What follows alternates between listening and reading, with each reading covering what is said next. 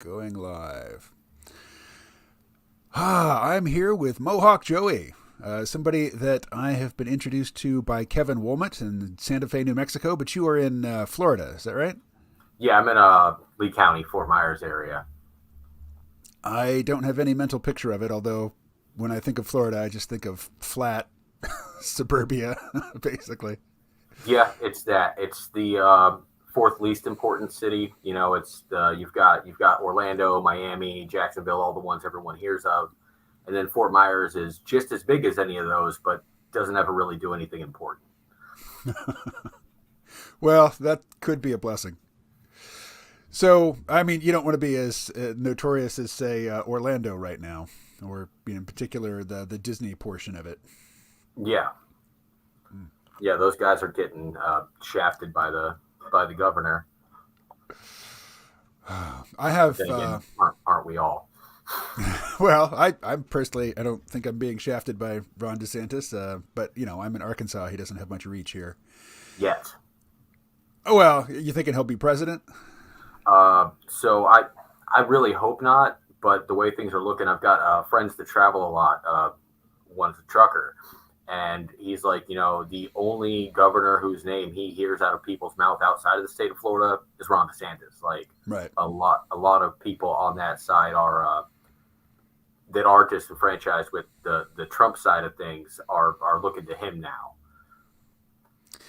I don't have any real opinion as to who is more likely to beat Joe Biden, Donald Trump or Ron DeSantis. I think the Republican, I mean, provided Joe Biden is ambulatory and can talk as well as he can now, a couple of years from now or next year, I think the Republican primary is going to be a lot more interesting than the Democratic primary for sure. I mean, that's always the case. The incumbent party's primary is boring.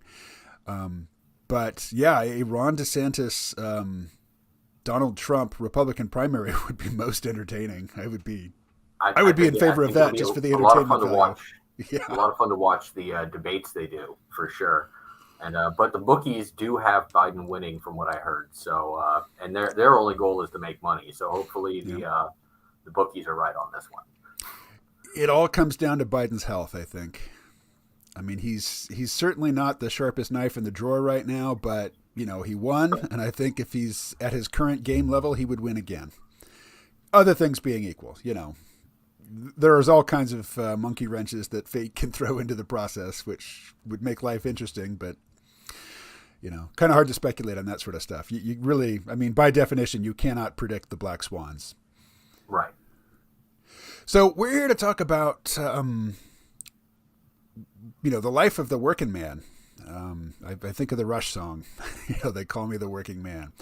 I just came from 4 months of pretty intense physical labor. I was doing snowmaking for a snow resort, a ski resort in the Lake Tahoe area. And that's, long work, long hours at night on the side of a mountain in bitter colds, under, there's a variety of unexpected, unforeseeable circumstances that the job can throw at you. And it's really quite demanding, but they paid, whereas here is a independent public intellectual podcaster type, it pays a little bit, but not like snowmaking. But at the same time, I had to live in a place that was full of very wealthy people. So I was living, three adult men to this little one-room bunkhouse situation, which was company housing, which was it was inadequate. It was simply inadequate. But, it allowed me to live and work in a place that I wouldn't have been able to otherwise. So I'm having like very mixed emotions and mixed opinions about, life under capitalism right now, because I think I was seduced at a young age by this desire to be an artist and to opt out of the rat race. And the rat race is just a whole lot easier than trying to, make a career outside of the corporate structure, particularly in independent media. Oh, absolutely. And like with the job you were doing there, I wasn't doing snowmaking. I've never actually had to work in the snow except for icy roads driving pizza in Georgia back in the day. But for a long time, I worked on tall ships, and you're on a 76-foot long schooner with seven other people. So, just simple math, you get about 10 feet of personal space per person, but I promise it's way less than that. Yeah. And that was, it did not pay well, but it did afford me the chance to travel to places I never would have been able to see without that job as well. And I always supplemented income with construction, restaurant work. I lived in Key West for a long time, which is very touristy. It's been both the richest per capita and poorest per capita city in the United States over the past 100 years. It's done the whole scale. But whenever the city's doing good, the rents go up, and no matter how much more you're making, you're still just getting by. And that's been my experience my whole life. Was I was always just taking the first job to get by, and then I broke my back, so that changed everything. I can't just go out, pick up day labor, and carry drywall if I'm hungry. Like now, it's I had to change my whole perspective on how my value under a capitalist society is viewed and how I earn. And that made a huge difference in my life as to everything. It changed everything. And working as mostly a 1099 contractor, that meant there was no health insurance. There was no, I could have sued the company, which was basically my brother / family. And then, he had a second kid on the way. So my options were get my back fixed at the expense of his family, or, take the L and just live with it, which, a couple of years out from that experience, I pretty much feel like fuck him. I should have just, gotten my health taken care of. But working in these family environments for my whole life, and like it's always, people say like all these jobs, corporate jobs, where you're talking about like, oh, we're like a family. Like most of my jobs were actually for like, these were my best friends. My coworkers were people who literally like their dads made me dinner. Like we were a lot closer to family than any other systems. And I've worked for my actual family, but at the end of the day,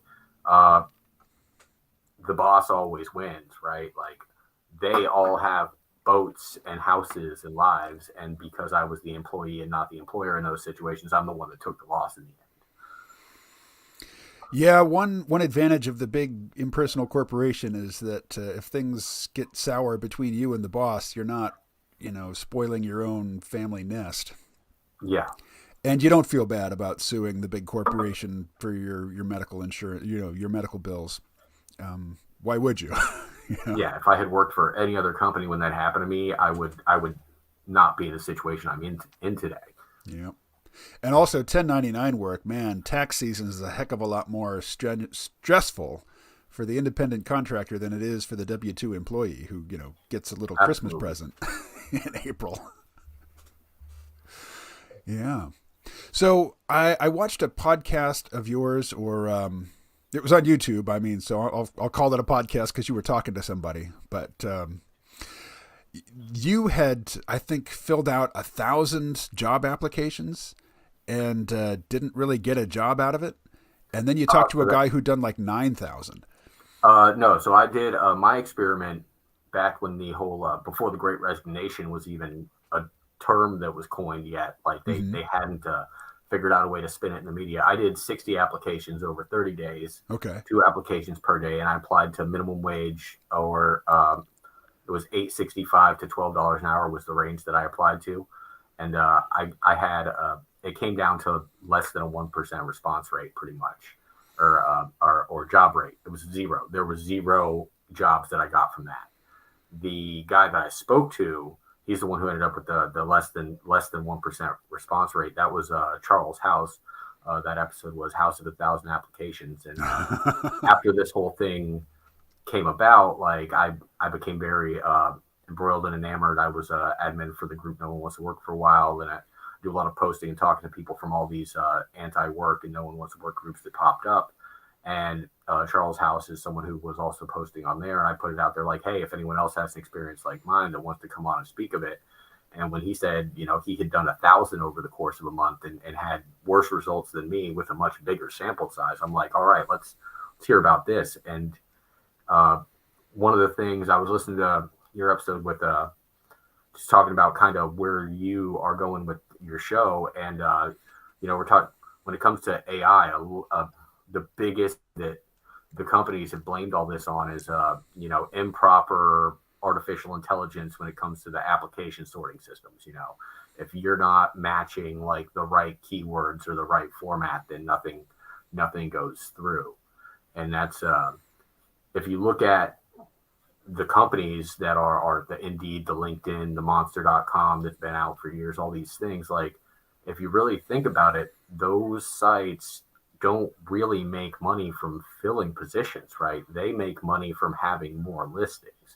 So if you think about it, the algorithm in the back end of all these job search places, like it doesn't really behoove them to help people find jobs, right? It behooves them to make the user and the customer, which is the employer, feel like they're helping them find employees. So, if they get 1,000 applications and they send you through 3 good candidates, they can tell you, oh, well, we sorted through all the trash and found you the good ones, but then even those aren't really going to be the good ones, are they? Like anyone who's on the bottom end of it, like us, the workers, the best jobs I've ever had were there was no online application.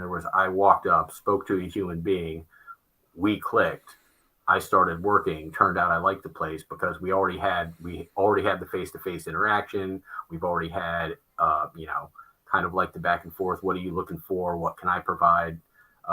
It was much different and less impersonal than this online job searching. Of course, the online job searching became much more prominent with the pandemic when a whole lot of people who had never had to go online and apply for a job, well, they couldn't even go outside without, having to be in fear of this virus bullshit. So everything about it changed. People who had been at places forever that all of a sudden just closed down out of nowhere, shut down the offices, remote work. The entire landscape of work shifted for a large amount of the workforce. And the people who had to be forced into those changes that they had never thought of, it was always like, oh, I'll work this job, I'll apply for the next one if I don't like it. And, they'd always just went from point A to point B to point C without really questioning what would happen if it didn't work that way. And then they were thrown into this situation where they did. And a lot of people learned like, holy crap, either they reevaluated and saw that the way they were doing things wasn't working because that company they'd just given their 15 years to, when they got that job, there wasn't online applications. And now you're out there, punching buttons and numbers and submit your resume. And then all the information that's on your resume, go ahead and fill that out in all these forms. And then we need you to do this over here. And it was a big eye opener for a lot of people. Here's the interesting contrast. I live in Arkansas right now, and Arkansas has legalized medical marijuana, but not recreational. There's only 2 places in all of Arkansas that have a license to grow marijuana, and one of them's right down at the end of my road. And they pay well. You get medical insurance, and all the bells and whistles that come with full-time employment, and the wage is good for around here. And they've got a banner up saying that they're hiring, but it's been up for 6 months, and I applied and didn't even get an interview. Whereas when I got the job at the ski resort, I never had to take an interview. I mean, never talked to anybody. I got hired, on the basis of algorithmic, just toying around, I guess, because I submitted a cover letter and a resume, and I got an email back saying you've been hired. Your manager will call you. I never even had an interview. So, but that was definitely not through a job service. That was through the company directly. They actually need to fill slots, and so they'll take just about anybody, I guess. Not that I'm just anybody, but if you never talk to me, I mean, anybody can put anything down on an application. I guess they can check my criminal record or employment by other means, employment history. But my employment history is pretty spotty because I've been podcasting since 2006, and that's been my main source of income most of that time.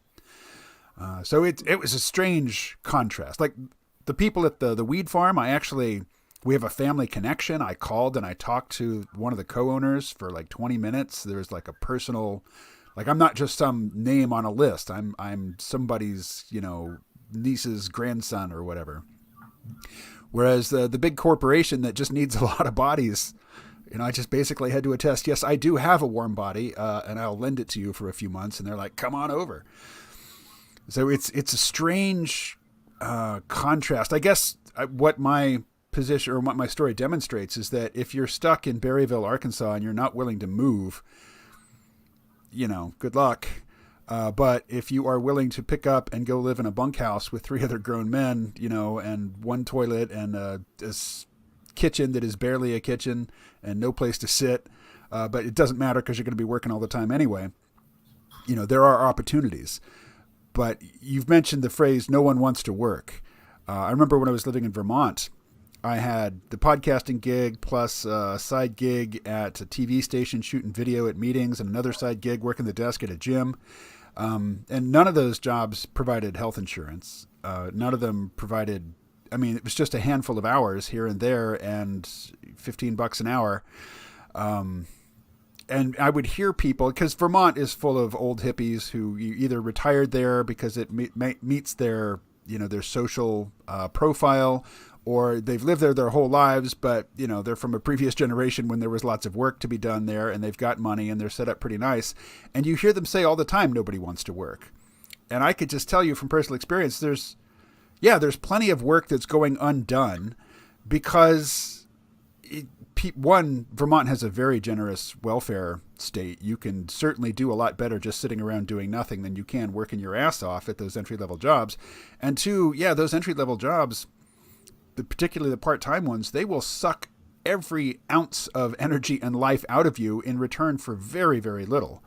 So it makes perfect sense that people would choose to do nothing rather than live that existence.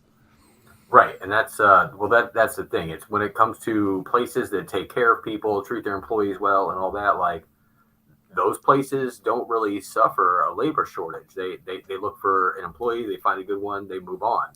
All of the places that were screaming this chorus of no one wants to work were places that weren't offering anything that would make someone want to work there. And after everyone reevaluated, what they were doing, after having, for me, it was personally, I got the unemployment during the pandemic. And then, but that was all coming to an end when I did my experiment. And I had gone to this plasma clinic because I was supplementing my income with that as well. And the manager of the plasma clinic told me that it took so long to get in because they couldn't find nurses because of stimulus checks. I'm like, so let me get this straight. Your medical facility can't find employees because of a $1,200 check a year ago. That doesn't make any sense, right? No. It's like, well, they're all on unemployment. I'm like, unemployment in Florida is at max $250 a week. Once again, if $250 a week is keeping people from taking a job at your medical facility as a phlebotomist, well, then you're probably not properly paying your phlebotomist, right? Like, all the places that were experiencing this labor shortage because of the welfare, well, if you can't compete with welfare wages, then it's not the employees that are the problem, right? Like, and that's what I've seen across the board. And people I know that are employers that take care of their employees, they kept their employees. They took care of their employees through the pandemic. They didn't lose anybody. A lot of the construction slowed down for a little bit, but then it ramped up, right? Because there was nothing else to do. People had a little extra money sitting around, and they're like, oh, well, let's do those renovations. Let's do this. We ran out of our lumber supply during the pandemic because so many people were buying the lumber that was available at retail as opposed to normal sales, that lumber prices skyrocketed. And then once the supply actually caught up with the demand, because they couldn't just go open new lumber mills. The amount of lumber that was being produced was what was being produced. So once the demand died down a little bit, the prices got a little bit less, but they still stayed way higher than they ever were. And that's and I notice patterns a lot when I'm looking at things, like when toilet paper prices went up, like because we were out of it, and then we had enough toilet paper again, but the price didn't go back down to where it was before. So all of this inflation and shrinkflation and stuff that we're experiencing, it almost feels like they're doing it on purpose. Like, okay, every couple months, okay, who haven't we given a boost to their companies yet? All right, let's squeeze the egg market this time. We're going to raise gas to $5 a gallon, and then we're going to drop it down to $3.50, and everyone's going to feel like that's great. Yeah. And it's this this creeping, like, it almost feels like they're going down a checklist, you know? And they sensationalize a bunch of stories about why it's happening in each one of these sectors. And then at the end of the day, when the price goes back down, we're relieved as consumers, but they're still making 15% more on each product than they were before this happened on each time it happens. It's and as for the employees that are doing the jobs, like, nobody at McDonald's is going and sitting in McDonald's anymore. You look up, almost all of their business now at a lot of these fast food places is online orders, Grubhub, deliveries, this, that, right? And so they need less people in the lobbies. And a lot of places around here had closed their lobbies for the pandemic. And then even after, everyone was supposed to go back out, because our governor's like, no, we're the Wild West. Just everyone go out and do whatever you want. We don't care. A lot of those places still didn't reopen their lobbies. So you're running, once they realized that they could sell more food with less employees, why would they bring those people back? And then the ones they do keep around, they don't pay them enough. And then it's convenient to walk around saying no one wants to work, when really, like, in the experience I saw with all of the people that I speak to, that, like Charles House with the House of 1,000 Applications episode, my personal experience, and the couple thousand people who started following me, who all came and told me that the same exact thing happened to them. The applications are going unanswered. These companies are all the same companies too that got hundreds of thousands or millions of dollars in PPP loans that got forgiven because they couldn't find staff. And it's like, well, if you say that you're hiring and you're not hiring, and then they pay you back this PPP loan, but you didn't actually have to use it for more employees, and the numbers are out there. I did some of the numbers myself on just Florida's state unemployment system. In June of 2021, Florida state unemployment system, our governor decided that we're not going to give the extra federal money that was allocated. We're gonna shut that down. That's keeping people out of the workforce. So that's from June through September. The max you can make per week on Florida unemployment was $250 a week. I was getting the minimum. I was getting $100 a week. I saved a lot of money on that, right? And you had to start putting in 5 applications a week. When the unemployment system in Florida, the pandemic unemployment ended in September, right before I started my experiment, it was still paying out to 2 million people on unemployment. So that's 2 million people were still doing it. It's probably a lot more when it started in June, but let's just, for the sake of ease of math, we'll use that last number, 2 million times 5. That's 10 million applications every week. We're going out in the state of Florida, because you have to document that to get your next week's check and all that, right? So they have those numbers on paper, and so that's 10 million applications a week for, what's that? Let's see, 16 weeks between June and September. So, and there were only 9 million available jobs, according to the Department of Labor in Florida, during that time. So there were more applications going out every week than there were jobs available for all 16 of those weeks, yet those places weren't able to fill those positions.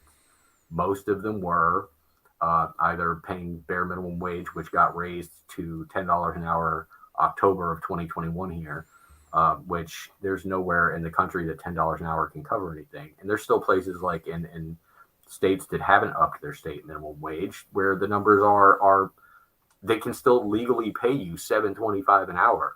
And it just doesn't, none of it makes sense. Like, I hear those numbers and I'm like, but how can no one want to work? But 10 million applications went out every week and nobody hired them. So, like, there's a disconnect here. It sounds good on paper to say these things, and then people were like, no, this is bullshit. And they're like, well, we better come up with some good phrases. Oh, it's the Great Resignation. No one's working. But then right on the other side, Business Insider, right? There's an article about the Great Resignation. Then right across the page, there's an article about how unemployment is the lowest across the country that it's been since, after our last economic recession, when everyone went back to work in 2011, 2012.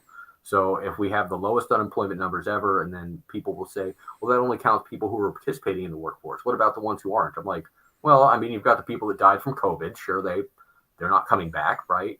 You've got the people who are now disabled from long COVID. You've got people who are you know, decided to change their lifestyle. They got so used to me, for example. I got so used to living on so little that there's no there's no way that I need to make like I'm never going to live in Key West again. I decided I'm never going back there, right? I can't afford that. Why would I pay $1,600 a month to live in a bedroom in someone else's house? That means that like the first $400 a week of any paycheck I get is going to rent, and that's before I can eat food or smoke a cigarette.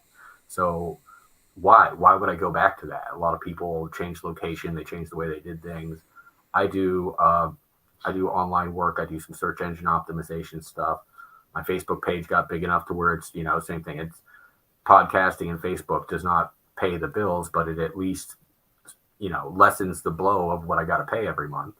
But it's not worth it. Like it would cost me more to go take a minimum wage job than it would to not do that. And I think that's the experience for a lot of people. Can you see the chat? I cannot. Okay, I'll just read it. We got a comment from Parker. He writes, "Hello, I noticed in my local Taco Bell the lobby reopened, but you now order with a touchscreen instead of the cashier person." Right, yeah. We can do the job of what used to take 3 people. Now one person's doing twice the orders in the kitchen, and nobody's talking to the person up front. You just stick the card in the slot. Our local Circle K just added a smart cashier. It's not a self-checkout. It's a little pod that you set your items in, and you still have like one cashier has to stand there and look at it to make sure everything's working properly. But that used to be a line that you'd have 3 different cashiers there, but now one of the cashiers replaced with this machine. Yeah, we've got a Taco Bell here in Berryville, and they also have the touch screens for ordering. But then the McDonald's, they have a sign out front that says $500 hiring bonus. And that sign was up before I left. And when I came back, I found that they had remodeled their lobby. They took away the drink fountain where you could go and get your own refill. If you want to eat in the lobby, you can still get free refills, but you have to go stand at the counter and get somebody's attention, and they'll give you a new cup. But they had the touchscreen order kiosks before I left. But, when I came back, the whole place has just been optimized for the drive-through. There's 2 drive-through lanes, 2 drive-through windows. There's somebody constantly running out to the parking lot to take people their drive-through food. But they've reduced the number of tables on the inside. They've reduced the number of cash registers. They've reduced the amount of counter space that somebody could come and stand at. They've reduced the number of tables. They took away the drink fountain, and they took away the overhead menus. So if you don't already know what you want, there's no point in walking up to a cash register. You better just go on over to the order kiosk where you can look through a menu. And there's nobody stationed at the, the cash registers anyway. To get any service there, you person's got to run over if they see standing. When they get time to walk away from the cars, they might have time to go talk to you. Right, but they've made it abundantly clear just with the remodel, they're not interested in you coming in and sitting down in their restaurant. Just drive through. Yep. That's what they want. And yeah, the Taco Bell, it also does a brisk drive-through business, and nobody comes in, sits down. And I always want to go and sit down because I drink diet soda and I can drink a heck of a lot of it. And I'm probably going to get 2 or 3 refills, and I want to sit there and read or listen to a podcast. And I'm not interested in eating in my car at all. But if you're sitting in the drive-through and you're idling in that drive-through lane, and you're using up more gas and resources, and you're not taking up your precious time in there, and it's planned obsolescence has been around for a long time, but we are currently, and I mean, all of the jobs that they used to say were safe and all like the labor jobs that we're going to get, replaced, that's actually the opposite of what's happening, right? It's the middle management, the creative writers, the digital artists are the ones that are being replaced by AI. Like when the things that still need a physical person to do it, like you still need a person on a backhoe. That's, but anything that can, like, we're automating the wrong kinds of jobs. We were supposed to be letting the computers do the hard work while we, aspire to loftier goals of like, being the creators, writing, reading art, like you said, same. But instead we're seeing the exact opposite of that happen. And it's ridiculous.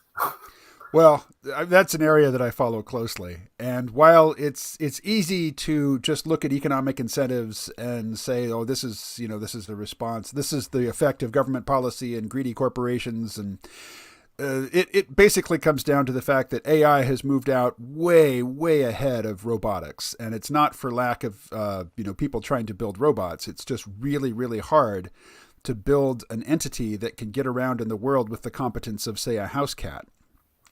Yes. This is Polanyi's paradox that, actually, no, this is Moravec's paradox. This is the things that we thought would be hard turned out to be easy. The things that we think of as being unskilled labor are it's amazing competence being displayed by any mammal, just with an ability to reach out and grasp something and identify it and manipulate it. Robots are not good at that. Robots are good at doing the exact same motion over and over again with no variation. They're great at that, but figuring things out, navigating a complex environment, identifying things and then manipulating them, like my snowmaking job, will not be automated, ever. Right. I mean, but snowmakers and plumbers and electricians who have to go into a world where they have to match an abstract concept to a real world physical object and then, identify systems and interactions between objects within a system, those jobs are safe. Yeah, those aren't going to be replaced by AI robots because they can't. Like, right. Alexa can't even understand the words coming out of my mouth half the time. Like, we can't trust that to make decisions that could possibly burn the house down. Or, we already do trust them with decisions that could possibly burn the house down. They do. Or the smart robots, if your dog poops, like, we've seen the pictures. It's not pretty.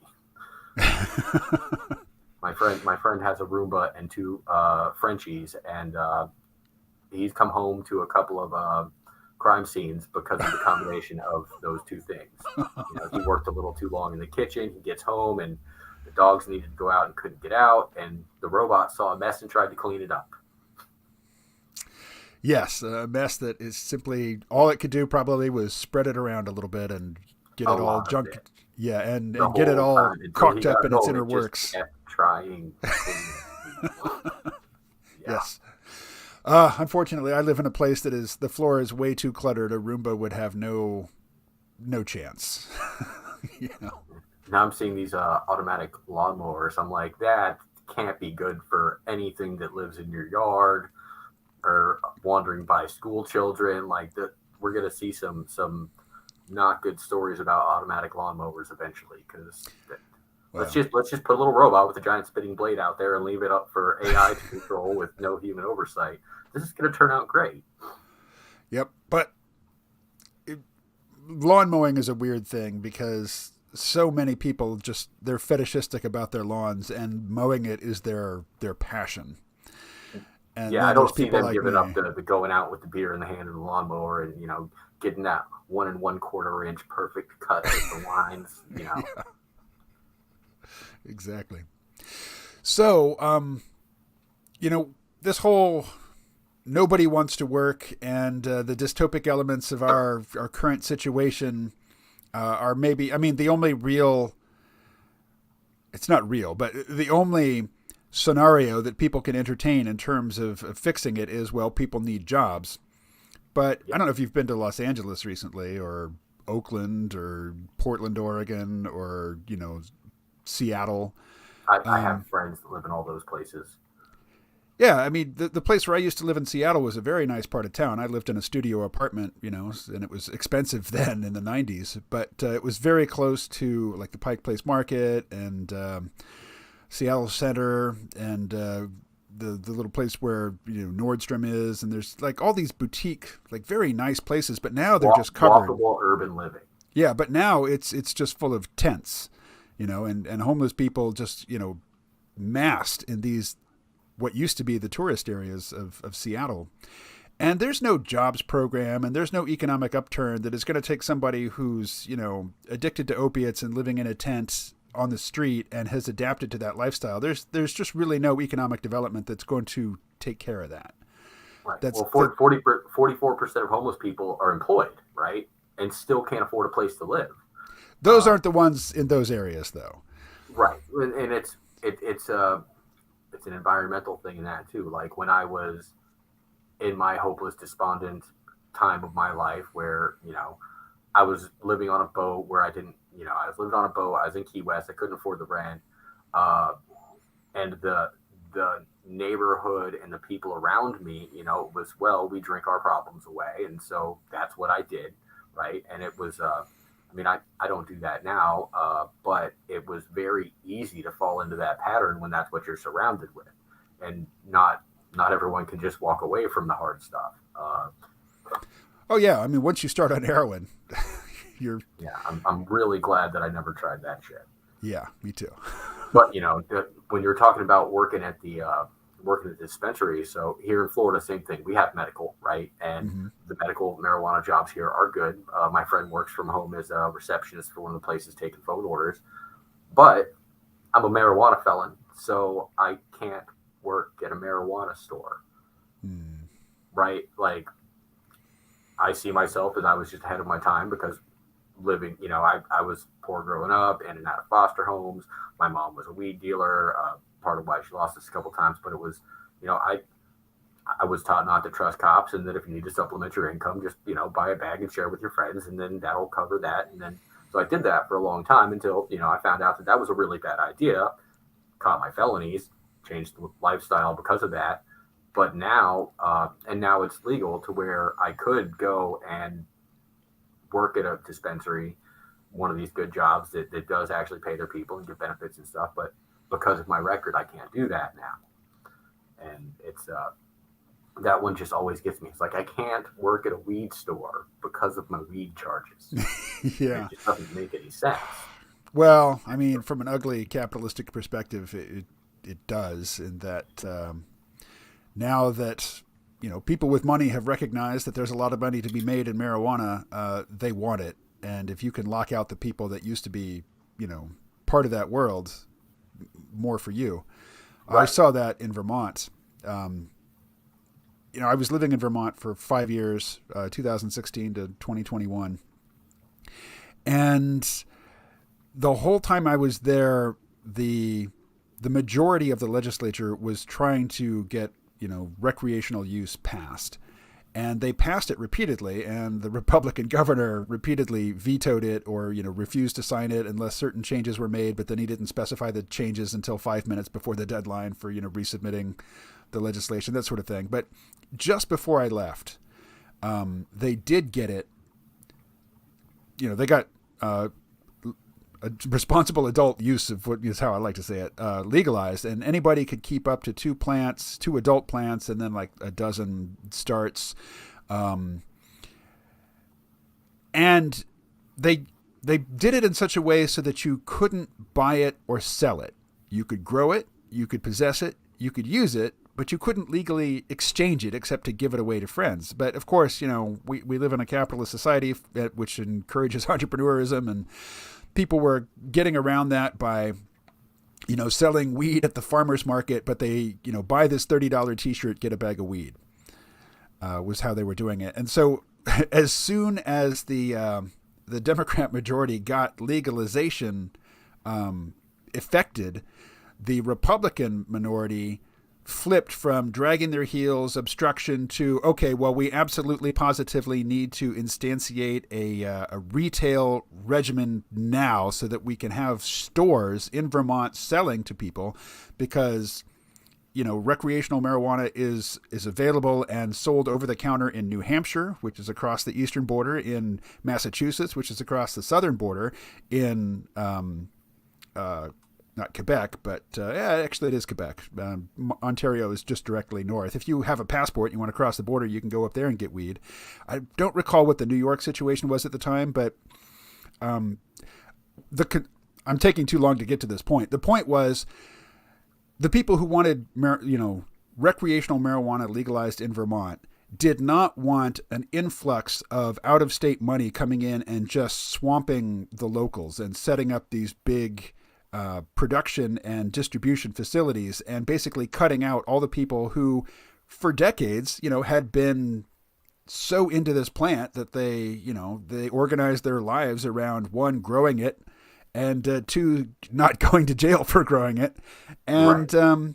in a situation where you just throw the doors open, or even worse, like they've done in Arkansas, by very selective rolling out the licenses, to cultivate, creating these quasi monopolies from the get go, so that when they do open it up for it's a crazy phrase. Responsible adult use is what I learned to say rather than recreational, to the point where I can't bring recreational to mind anymore. But when recreation does become legal in Arkansas, there's already going to be this business monopoly in place that's going to keep all the people who might have participated on a small scale out. Yep. Yeah, that's what happened in Florida. That's what's it's just like with the end of alcohol prohibition after they tried to shut that down. They were like, well, people are going to do this anyways. Mm-hmm. Let's just make sure that it's regulated and only done by the people we want to allow to do it. Like if I brew beer at my house, I can't walk down the street and sell that 6-pack to my friend without violating ATF code. Like, right. So you make it expensive to participate so that only the big players can afford to play by the rules. Yeah. And everybody else is money makes money. Yeah. What you drinking there? Mountain Dew. Regular or diet? This one's a Code Red. But is it sugar or aspartame? Oh, all sugar. I get headaches from aspartame. Gotcha. When I get headaches if I don't take in caffeine. So it's like, if I'm going to die of something, it might as well taste good. When I was in grad school, I lived on a concoction of Diet Mountain Dew and grapefruit juice. And I would buy Diet Mountain Dew in 24 packs and big old cans of grapefruit juice. And that was my study fuel, because I lived in an apartment, but I had a meal plan at a dorm, dining hall, but it was like a half-hour walk away. And so a lot easier just to make another, Diet Mountain Dew grapefruit juice cocktail. I was very skinny. Yeah, that's an interesting combo. That's like, now, they sell 50 different types of energy drinks / juice combos. But yeah, back in the day, we had to kind of come up with that stuff ourselves. Yeah, so it was the caffeine from the Diet Mountain Dew and other, neurochemical stimulating agents in the Diet Mountain Dew. And then I guess basically just sugar from the grapefruit juice. But I could take that sugar. I like the sort of bitterness of the aspartame, and I like the bitterness of grapefruit. I don't like the cloying sweetness of high fructose corn syrup. So even though I was drinking, a diet beverage, I needed to add sugar to it in order to keep my metabolism fueled for these long study sessions, which has nothing to do with what we're talking about. Just a random association that I decided to snatch onto. So let me ask you about, you're describing the life on the ground for the unmoneyed portion of the population. And yeah, it's rough. I'm right there with you. I'm a participant. I'm a member of that.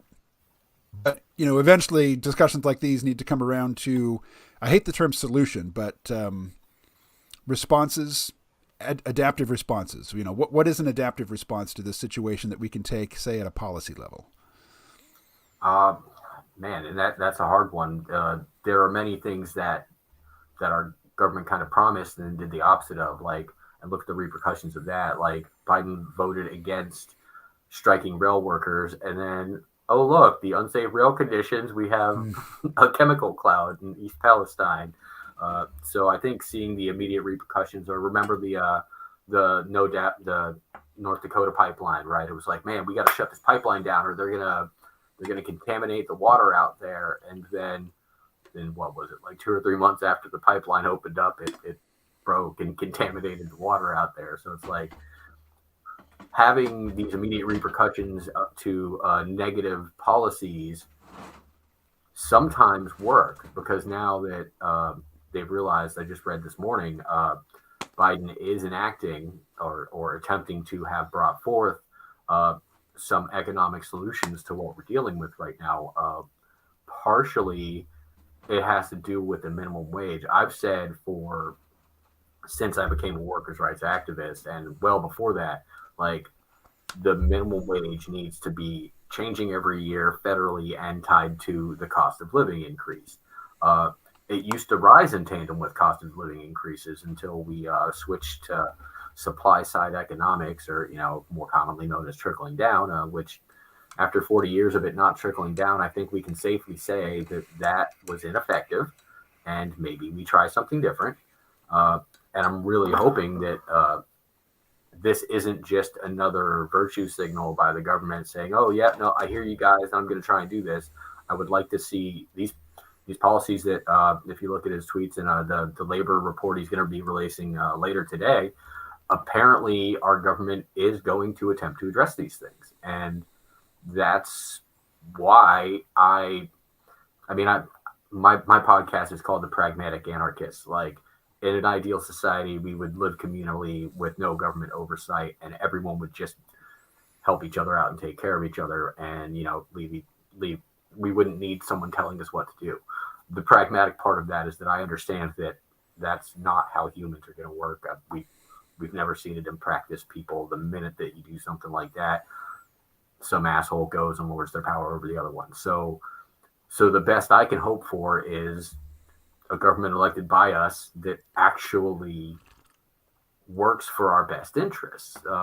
We saw an example of a politician who worked for the best interest of his friends throughout the whole Trump administration. I'm hoping that Joe Biden does a lot of the things he said he was going to do, and starts actually doing some things, legislating on the side of the workers, because you don't have an economy without the cogs to make it run, right? And if we're nothing if not the cogs to keep that shit flowing, like you can't have a McDonald's with 0 employees, otherwise there already would be, right? Like, Yeah. we need people, and people need food and shelter and healthcare. And I've been saying since the start of my thing, like, any boss that's going to take care of food, healthcare, and shelter, like, I'd work for $2 an hour if I was guaranteed those 3 things along with it, right? Right. But that's not the case. Like, I would love to have, like, if every human was provided those basic necessities. People are like, well, then people are lazy and they're not going to want to work. I'm like, well, actually, if someone is going to take those 3 basic things and that's all they need out of life, and they don't want anything extra, and then they would not work because of that, cool.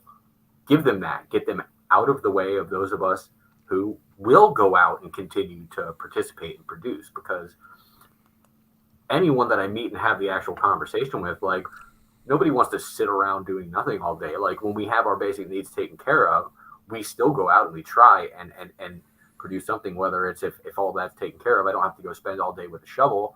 Well, maybe I try my hand at entertainment. Maybe I go on a local radio show and talk to people and entertain them, or all of the things that look at the burst in content creation during the pandemic, when people had an income that was guaranteed from unemployment coming in, and then they didn't sit there doing nothing. We got thousands and thousands of billions of minutes of YouTube are watched every month, and it was all people. They were trying to find something to do. We got some really entertaining, people bouncing ping pong balls off 17 pots to get into it. Like, people are always going to find something to do, right? People are industrious. Humans didn't get to where we are by sitting there and being happy with what we had. And I think that we would find that there's a very small portion of the population that, if everyone was guaranteed these rights, I think that the portion of the population that would take that and be like, all right, good, I don't have to do anything else ever, it's going to be a lot smaller than the people that say, all right, well, cool, that's taken care of. How do we take things further and move forward? Look at the things people build in Minecraft with no monetary incentive, and they rebuilt the Library of Alexandria, right? Like, nobody paid them for that, but when they were bored and had nothing else to do, they got industrious, used the tools available to create art, create music, create whatever it is, right? Like, I think we would see a great increase if our basic needs were met more like that. I was a supporter of Andrew Yang in 2020, and his signature proposal was universal basic income. And Yes. I'm not a huge proponent of universal basic income. I liked Andrew Yang because he was relentlessly positive, and he was also, he was data driven, and he was somebody that I thought would be able to course correct on the basis of feedback rather than just doubling down on the basis of ideology when their plan wasn't working.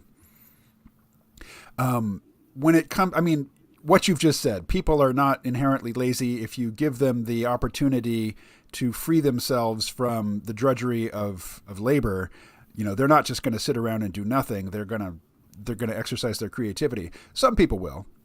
But I know that just from my own, just knowing myself, I go through phases. I go through slothful phases where I'm not doing much. And then I will catch a wave of enthusiasm for something, and I'll put a lot of energy into a topic or into an activity. But it's cyclical, and I do have slothful periods. But we have a huge video game industry, enormous. For that industry to exist, for it to create jobs and create lucrative middle class career pathways for young people, you got to have a population of people playing video games. We have, if you want to go and do something on your local community access TV show, you need people who have the leisure to watch that show. So from my perspective, if you have a lot of people sitting around doing nothing, I'm not morally offended by that. And in terms of the service economy that we have, if what you want to do involves creating content for people, and there's a lot of people creating content, you need a lot more people consuming content. So, people sitting around watching TV all day, even if they're smoking weed, with their morning coffee, I don't care. I'm not offended by that. Industrial technology, even without artificial general intelligence and automation that can be applied to everything, still it requires far fewer people to keep us all clothed, housed, fed, and protected than we have people. We're going to have a surplus of labor, and it can't be left up to supply and demand to make sure that everybody is provided for, because everybody won't be provided for.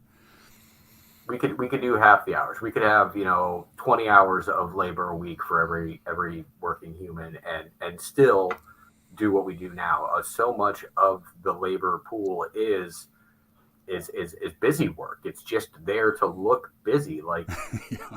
For no reason. And we cut all that out, and I believe that people would end up being like, I go through my depression phases and slothful times as well, but eventually, it's usually spurred on by my disenfranchisement with the system, or my mental state is directly tied to the amount of capital in my bank account, right? And a lot of people, they work hard to take some time off, but like all the retired people I know, they spend maybe at most 2 or 3 months like doing really nothing as they decompress from having had to work their whole lives, and then they're chomping at the bit to get out of the house and go find things to do, right? Like I in my experience, anyone I've seen that has finally achieved financial independence from the capitalist system by having enough capital to not have to work, to the T, I've seen them go find ways to go back to work somehow. Yeah. Well, particularly for retired men, if you don't feel as if you are necessary, you're just going to die. That's right. So either volunteer or, find some work that needs doing, or, find a hobby or find somebody who needs help. But if you just sit around, particularly, as a man over 50, if you're sitting around doing nothing and you don't think that anybody is really dependent on you or benefits from your presence, you will check out. You will not remain on this earth. And that's why I think if we had, and I support universal basic income, but what I would like to see first, foremost, and before we ever even got to that, would be if we just food, shelter, healthcare. If food was taken care of, homes were taken care of, if they're, and the healthcare, like, you wouldn't really need a universal basic income. If those things are taken care of, then like the idea of the money past that would all be for leisure, or if you want a nicer home, or if you want better healthcare. People are like, well, socialized healthcare in Canada, you have to wait and this and that. I'm like, you got to wait here. Like, yeah. You got to wait and then you got to pay. So all the things they talk about in the places where these things do happen. I posted a meme the other day about my retirement plan is to commit a felony in a Nordic country, right? Because they have those nice jails. The problem being with that is, original GameCube controllers. I'm watching the chat here. I might have to talk to Parker afterwards. One of my side hustles is a gaming business, but sidetracked. The Nordic jails, like you can still do your you can still run your business from in them. They Wow. are rehabilitative instead of punitive. The point of it is to learn that what happened and what you did was wrong and be a rehabilitated member of society before you go back out. And their recidivism rates are negligible. Whereas here, every time that something happens to you, whether it's being on probation or catching up a weed felony or a DUI, it's made to suck some money out of you, restrict the things you can do after it happened, and then it's it sort of pigeonholes people into being stuck in this situation where they can't really go further. But I like that comment there. He's refurbishing some GameCube controllers so that he can list them for sale. And yeah, that's the thing. Like even when we're doing our leisure activities, we find something to do. The internet where I'm at isn't the greatest for game streaming. It works okay when I'm doing a face-to-face like this. But, I have this really cool Nintendo Switch Mario Kart set up with these Mario Kart Live carts. I accidentally invented the first 4K Nintendo Switch when I was putting this whole thing together.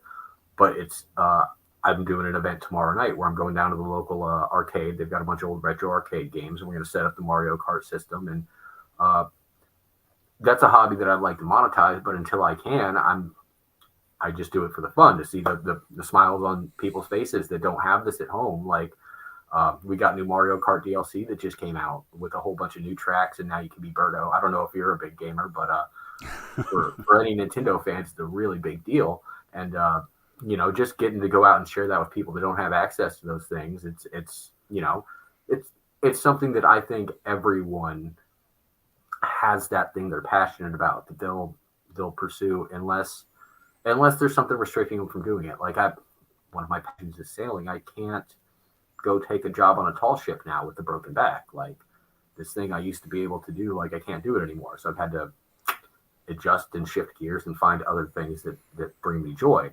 But I can't imagine just not ever doing anything for the rest of my life. That doesn't track with me, right? No. Like, and almost anyone I ever asked the question to has the same answer. That's why, like, I believe if needs were taken care of, the things people do would change, but they wouldn't stop doing shit. You know what I mean?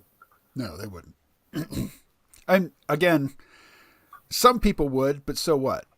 It's not a reason to not take care of people. Right. And then if they really don't want to, then get them out of our way. Because if we're forcing them to go stand in our way at our job, then now our job's harder because we're doing their work and our work because people think they're doing their work, right? Like, let's see. Looking over at the chat here.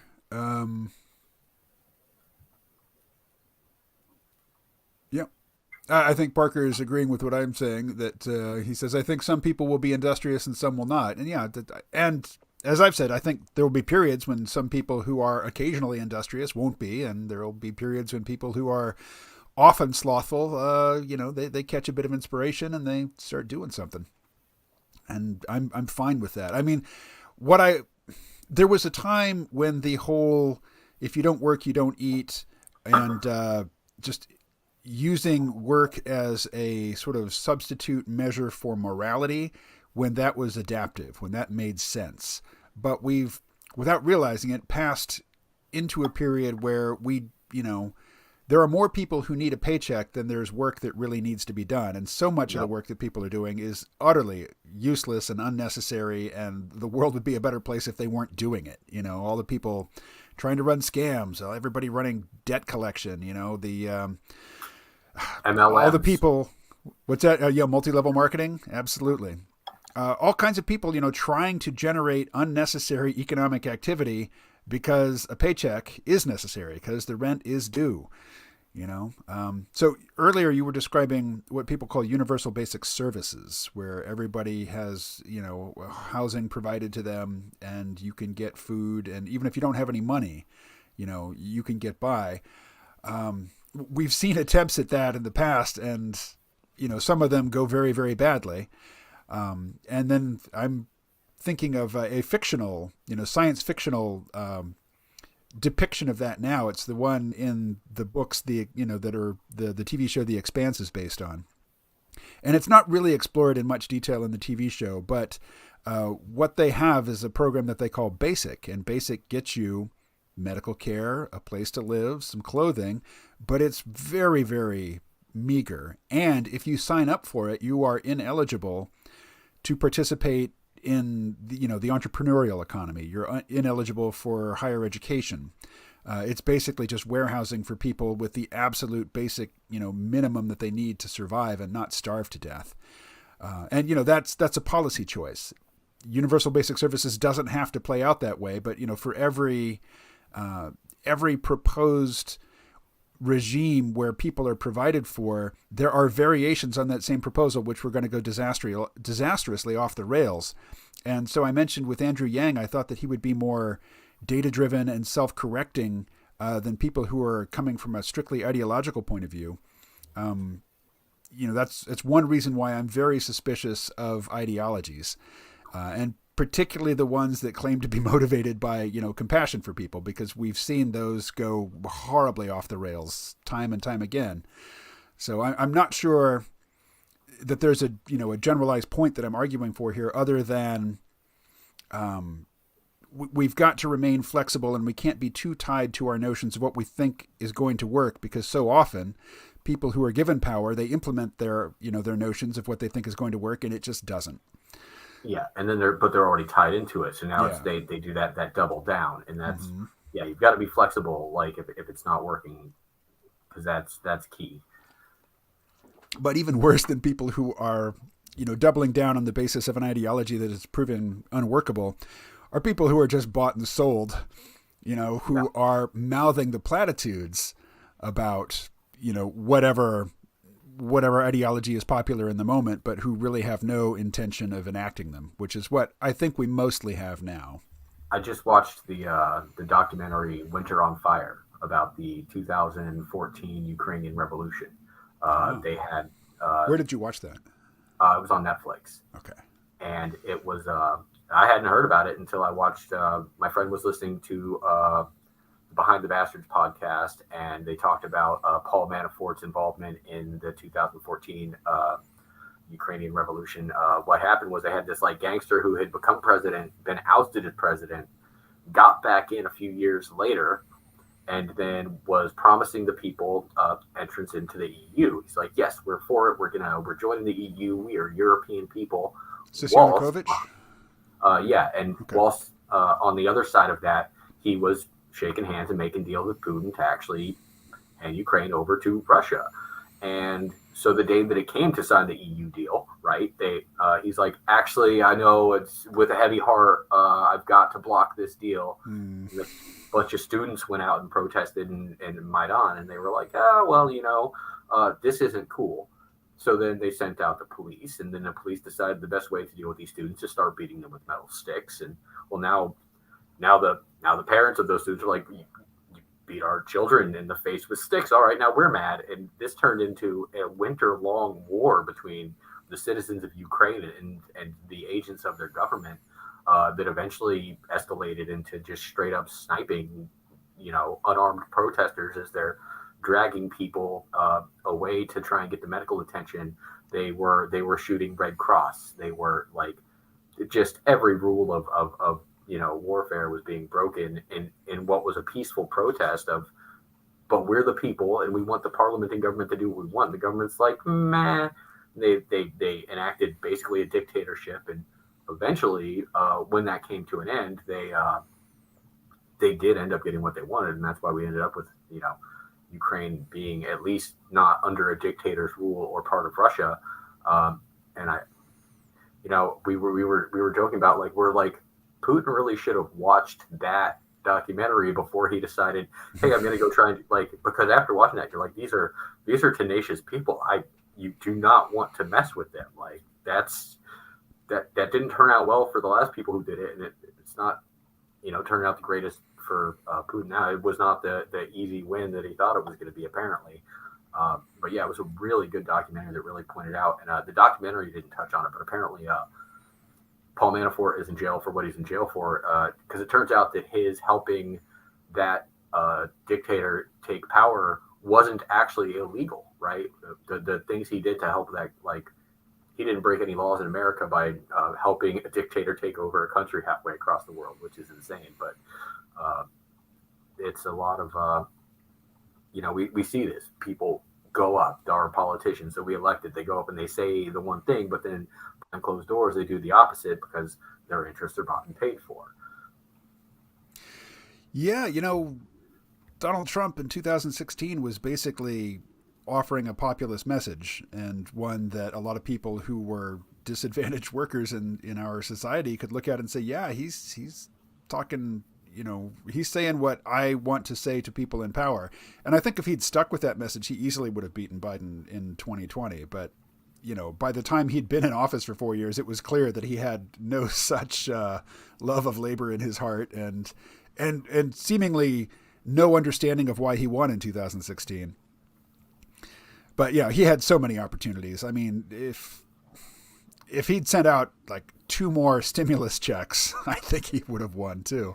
It was brilliant to put his name on them. The ones that did get sent out, I thought that was right. brilliant. Yeah, that holding them up for an extra couple weeks to get that stamp put on, that made perfect sense. That was a smart play. I mean, those of us who had to wait the extra couple weeks for that check were a little upset, but especially since I'm not a Trump fan, I'm like, and I got the letter that said we were getting them a couple weeks before I got the actual check, and I was like, oh yeah, here's that.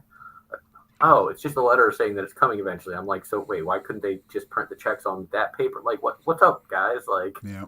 It was a lot. But when he first got elected, like when he was running, I didn't take it seriously. I thought it was a joke. I didn't realize how many people were, because at the time I was a construction worker. I very Democratic at the time. My coworker was, super Trumpy, but he was also like very religious and had told me about a couple of world-ending things that were going to happen that didn't happen. So I didn't really take a lot of what he said seriously anymore at the time. Mm-hmm. But like we were friends, and we would have these fun, healthy debates. And I was like, to me, it was just another Mayan calendar conversation with him. I had no idea that like the guy that he was, that guy was going to win. And then when he did, I was like, well, I mean, all right. So I would like to see our country do good. Well, let's see if this guy says he's like, politicians suck. I can agree there. He's not a politician. Let's see if he does some things right. And then, but I just kept seeing examples of that not being the case. And, I believe that everyone should be treated equally and fairly. And when it comes to the things that he was saying about women and mocking the disabled and all that, I'm like, I really feel like why do people think that this guy is not gonna do the same thing to everyone else, right? Like why do you think he actually cares about people when he is showing on a daily basis that he really doesn't care about people unless they're the specific type of people that he feels a little something for, but, and it just did that over and over. And I'm hoping, I mean, I don't want to see. I want to see how this primary goes. Like we were talking about when we started speaking earlier, this is going to be some entertainment for the record books for sure, and especially now that Fox has admitted that they are an entertainment station and not a news source. They're like, yeah, no, we knew we were lying, but that's the boss was paying us to lie, and like, I mean, sorry, wow, you guys thought we were serious because it says Fox News in the corner. And the worst part is people are still going to believe it and watch it as a viable news source, even after all that came out, right? Like people are, yeah, I don't care. Trump's still my president. We've got people out there that think that, I don't know how many of the outliers of reasoning you speak to or see, but there are people that believe that Trump is still running the government from behind the scenes, and that this is all a shadow government sham, and that one day soon it will be revealed. And or the group of people that stood out there waiting for Q's message in Dallas or outside of Texas for a couple weeks, like, it doesn't make sense to me how people would see or feel or believe or think these things. But there's a lot of stuff that doesn't make sense to me. And I'm like, all right, well, that's not for me. But when it comes to like, our president's Joe Biden, like that's who got elected. The people who went and stormed the Capitol on January 6th, like that was not that's. I'm not mad that people stormed the Capitol. I'm mad that they stormed the Capitol for the reasons they did and the way that they did. Like, our government should be afraid of the repercussions of its people standing up and speaking for themselves, like that thing that happened in Ukraine. Uh, so, but the way that went down was like, really, guys, like, and it's no, it's and now I think Dominion is in the middle of the lawsuit, or may have already won the lawsuit against the slander by Fox News, right, about their voting systems. Like, I have not followed that story closely. it's that's where the whole Fox saying, "Oh no, we're actually just entertainment. That wasn't real news." Is that the Dominion Voting Systems is suing Fox for slandering them by saying that they rigged the election, and it's like, no, we how, why, what was it? Our job is to make money. The machines are paid for. We're making money. Like, why would we do that? That doesn't line up with our capitalist corporate ideals at all. Like, if our machines were easy to mess with or change, well, then we'd be a really useless voting machine now, wouldn't we? Right? Like, and so when you look at it from the capitalist standpoint, it's like, yeah, of course, why would they? That makes zero sense for them to give up all of their credibility to rig a political election for no reason, right? There's no capital incentive. They're a corporation first and foremost looking to continue making capital. Why would they alienate their biggest purchaser of voting software? Right? It just doesn't make sense. Well, I have no dog in this fight. I'm certainly not going to carry water for Fox News, but the whole question of, was the 2020 presidential election improper? Yes, it was improper. They're all improper. They're improper because of gerrymandering. Yes. They've been improper for decades. No election has been clean. So, I'm not offended that this one was, possibly unclean for ways that would piss off Republicans more than Democrats. It's just, I don't care. I do not care. Donald Trump as president, I mean, the first thing he did was withdraw the U.S. from the Trans-Pacific Partnership, which I think was absolutely needed and absolutely brilliant. And if nothing else, I'm certainly glad that he won that election for that and that alone. Then he didn't get us into any more foreign wars, which, I have zero confidence that Hillary Clinton would have made any effort whatsoever to resist the Pentagon and, the defense contractors who are always pushing for a new big deployment somewhere. So, I mean, I didn't vote for the man. I voted for Gary Johnson in 2016 and the Green Party candidate, Howie Hawkins, in 2020. But I'm certainly not a Trump hater, and I have zero appetite whatsoever for anybody's conspiracy theories, left, right, center. Right. Like, there's so much real things that are really happening in front of our eyes. Like, exactly. Why would we? Why go waste time making up stuff that, like, just look at the things that they're actually doing wrong. Like, let's address that. Like, the things that there's evidence of that's right in front of our face, where whether it's in Biden's done the shit, Trump's done the shit, every politician for the past 100 years has done the shit. What they make their election promises, they get in there, and then they're like, oh well, all right, we'll get to that, but first I'm going to do these other things. Like, this is Joe Biden's supposed to be the working man's president. Let's see him, do some things that actually help the working man. Like, we need to help more than the corporations do. They're doing fine. They're still posting record profits. They don't need our help. They're doing really good at being corporations. Let them, we might need to knock them down a few pegs a little bit. Actually, they're doing a little too good at being corporations.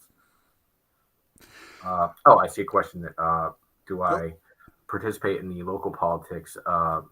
So I am friends with several people who ran in our recent elections here, and do try to speak with them about things to do with that. I personally am ineligible for any of those types of things because of my felonies and my background. And it's Can you vote? in Key West, I was very involved as well. In local campaigning, I used to volunteer at the campaign office when my grandpa was still alive. Me and my grandma all volunteered at the local Democrats office and spoke with and about our local candidates at the time. And I was even back in the day, I was registered as a libertarian and was involved with local libertarian candidates in our city there. And that's the best I can do with my platform now is speak to them, with them, and about the things, and the ones that I feel line up with my ideas. I do try and talk about it in forums like this. For example, I have a friend, Laura, in Arizona. She is planning on running for Congress in Arizona in 2024. Lara Michelle, I'm not sure when that campaigning is going to start, but I firmly believe in her message. She's going to run as a Republican because it's going to be way easier to beat the Democrats in a red state as a Republican. But her thinking and ideals are much more along the lines of people, not corporations.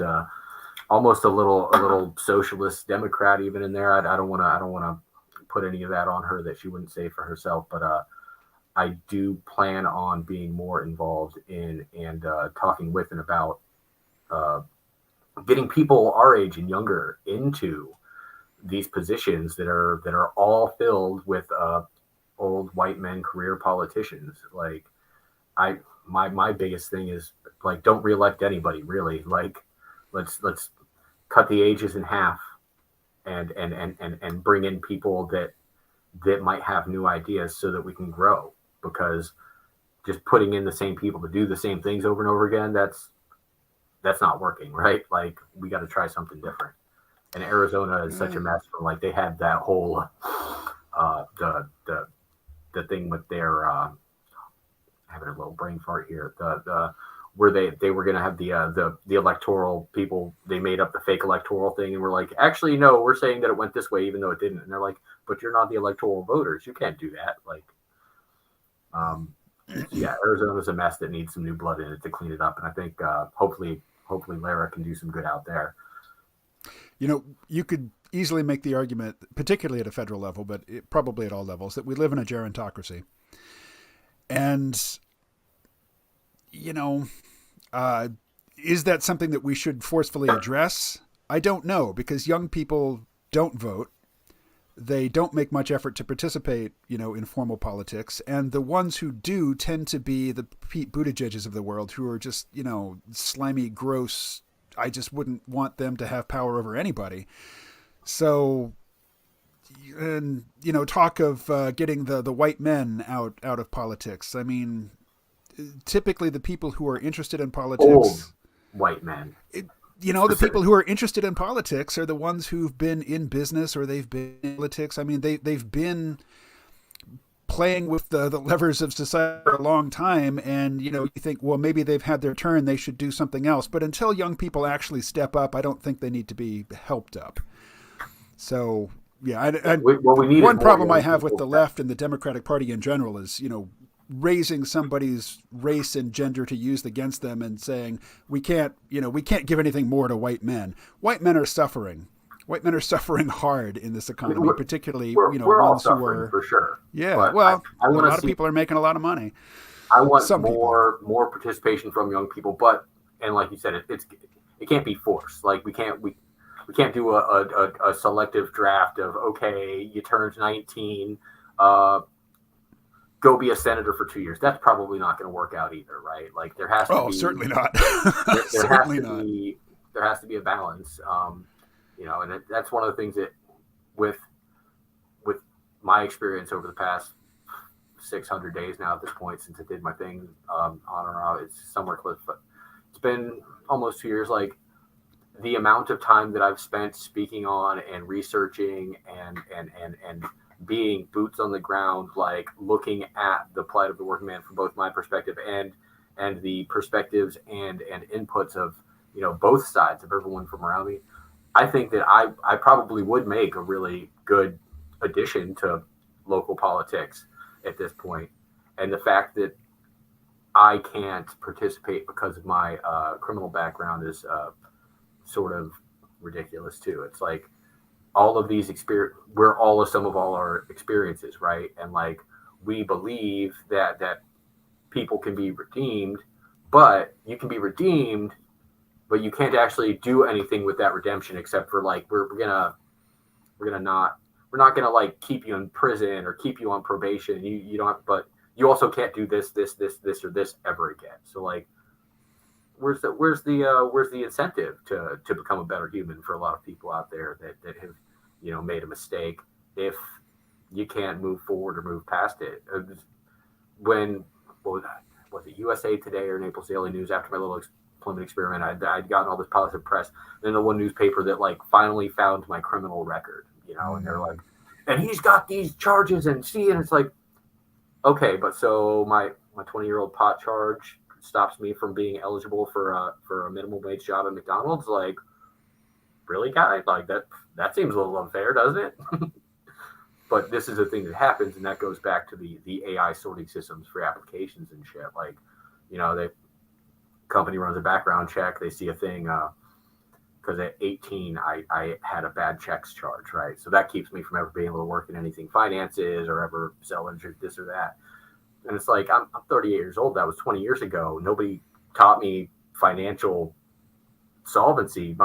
I was in and out of foster homes, and my mom, taught me that selling weed was a smart idea. So like, nobody taught me that was a bad idea. I learned that lesson when I got arrested for, and then did probation for, and then paid that stuff off. But like, as a 38-year-old man who, 20 years later, like, I still can't get certain jobs because of that charge now either. And it's like, that doesn't seem fair. And that's one of those things. It doesn't ever go away. Like, I can never utter an important financial instrument because I accidentally overdrafted my checking account when I was 18.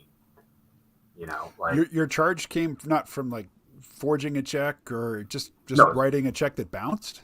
It's my checks, my account. My mom was supposed to go and deposit a check in my account, but she ended up not doing that. So the checks I wrote expecting her to put that check in all bounced. And then for the rest of my life, I'm financially scarred from that. Like, I've inadvertently bounced checks before and not had law enforcement involved. I didn't have any way to pay. I didn't have any way to pay them back. I had like, they were supposed to be paid back by money that was supposed to go to the account that didn't, and I had no way to replace that money either. And I didn't find out about it because, once again, I was on the road traveling back and forth. I didn't get the notices in the mail. We didn't have email at the time. So like, by the time I found out that this was a thing that had happened, I'd already stopped using a bank account, and it was supposed to be just sitting there or whatever. But then I get arrested for a warrant that was out for me 9 months later that I never heard about. Nobody got the letters and said, "Hey, Joe, you owe this people money." It's just, I didn't find out until I was getting arrested. Now that wouldn't happen. Now, I'd get notifications on my phone, and I'd be like, well, shit, all right, let me go donate some plasma and take care of this real quick. Like, I got to figure it out. Because I'm older, more mature, responsible. We have easier checks and balances in the way for this now. Yeah. But I absolutely hate how, people, anybody who has a message and they've achieved some level of recognition and people are paying attention, then an army of people go and comb through their tweets from 10 years ago, finding anything that could be taken out of context, anything that could be deliberately misconstrued, anything that, hasn't kept up with the current speech codes, because speech codes change so quickly. Things that were utterly progressive to say 10 years ago can now get you fired. So, I really hate, the practice of holding grown adults responsible for the actions that they took before the age of 25, when their brain fully matured and, their centers of judgment fully matured.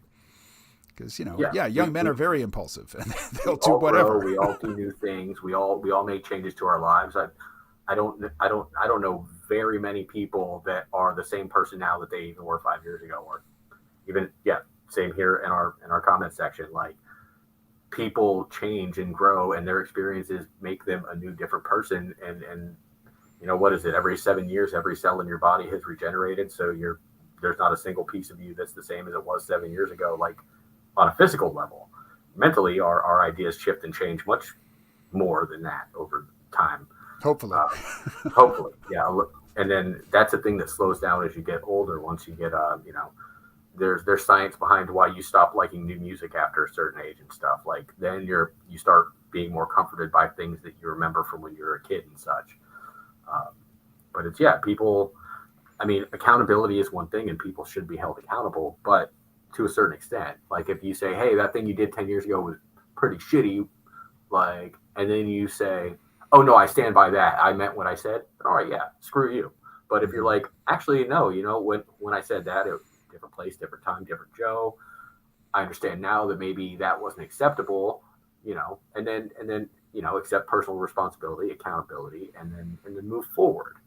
Um, but we have a lot of systems in place that, and especially when it comes to the imbalance of capital and monetary and financial instruments, where those decisions will affect you for the rest of your life. Like my credit score when I was 18 was 312 because my parents had actually used my social security number to put bills in my name when I was younger. And there's no law against that, turns out. Until you're 18, you are the property of your parents. And therefore, now the reason those rules are in place is so that if you're well off or well-to-do family, of course, you can start building your child's credit for them with a bank account and a savings account as their and give them a better start at life. People don't think about the opposite end of that happens to people, where, like what happened to me. It took me, when I started rebuilding my credit back in, and it was 2014, I basically had to just wait like the 7 years and then a few years longer. And then finally, like enough of that stuff fell off my thing to where I was able to scrape and scrimp and scrounge and push my credit score finally back up to over 500. But it was when I started that journey, it was 312. I was like, well, you're clearly more diligent about it than I am, because I couldn't tell you what my credit score is. Well, I can tell you it's still, I think 570 is the demarcation point from poor to fair. And I am still very much in the poor sector, but it's not people were like, that's impossible. Scores don't go that low. I'm like, it's right there. Apparently, so many other things. It depends on where you start. Yeah. Yeah.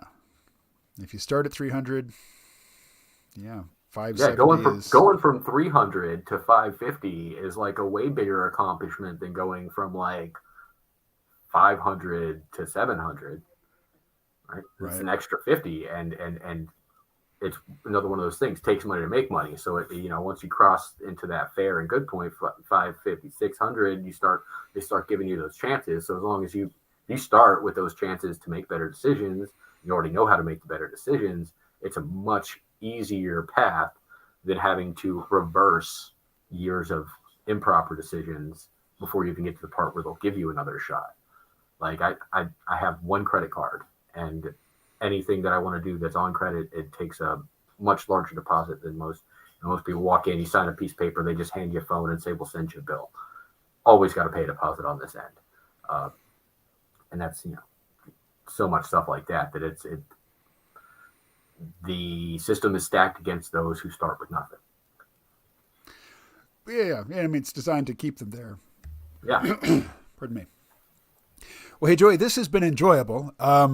It's been kind of all over the map, but I'll leave it up and people can discover it as they will. But if there's pieces of it that you'd like to pull out and use for other purposes, you're certainly welcome to. Absolutely. Yeah. I might, I'll see what I can do with that. It's been really fun talking to you. I'm going to be doing, my show, The Pragmatic Anarchist. My last episode, like I said, was with, the author of Moneyless Society, Matthew Holden. The House of 1,000 Applications that you saw is a really good one too. And my next episode, I'm going to be bringing on a guy that has started a nonprofit here in Florida about it's the Ethical Employers Organization, and it's going to be basically a certificate, ethical employer certification, which is basically like a little a certification that you can get if you're an employer that pays your employees a living wage, follows decent working rules, voluntary program. If you're an employer that's not a piece of crap, you can, say, hey, I actually take care of my people, right? He'll go through your stuff and be like, oh, yeah, no, these people are really cool. They do take care of their people. Give them a little stamp of approval, because if there's one thing that works in this day and age for getting companies and corporations, it is available on YouTube, and I just switched hosting, but you can find it on most podcast sites and YouTube. On YouTube, my YouTube channel is called Mohawk Joey. Send me Parker. whatever links and text you'd like me to put into the description for this video, and I will add them. Perfect.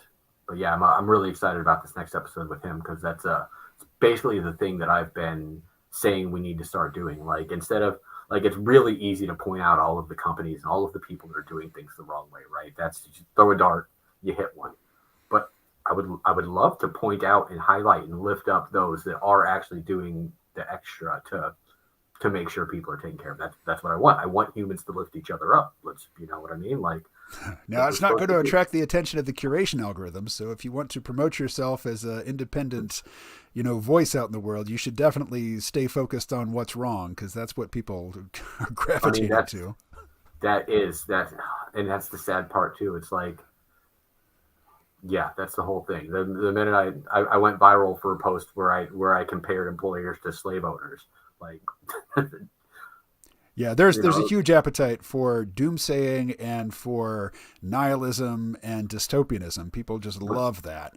As a kid, I always wanted to see a good news station. I'm like, nobody fucking watched that. No, I would, but nobody cared. Unless the puppies are bleeding, nobody's going to watch. People have tried that. I mean, that very phrase, the good news, has been tried repeatedly, and it's been demonstrated repeatedly. Every time, Yeah. So if you really want to succeed, focus on what's wrong and throw in some shape-shifting reptilian overlords who are pulling the strings behind the scenes, and you will attract an audience. I just can't bring myself to do it. Yeah, I'll stick to my meager amount of followers that want to point out the shitty stuff, but at least we keep it grounded in reality. Yes. Cheers. Cheers to that. All right. Hey, Joey, I'm glad to know you. Thanks for contacting me, and let's talk again. Yeah, sounds good. Alrighty.